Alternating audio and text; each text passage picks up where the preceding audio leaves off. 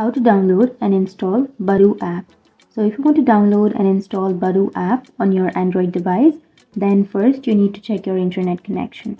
And once your internet connection is stable, now you can go for the Play Store or your App Store.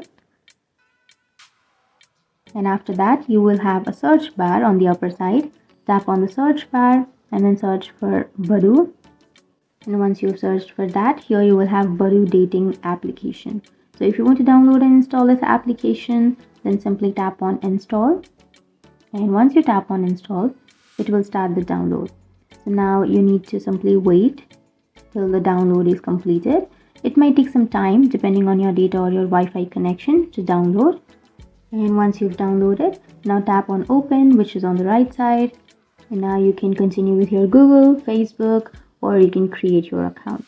So that's it. That's how you download and install Badoo application. And if you have any questions, feel free to comment below.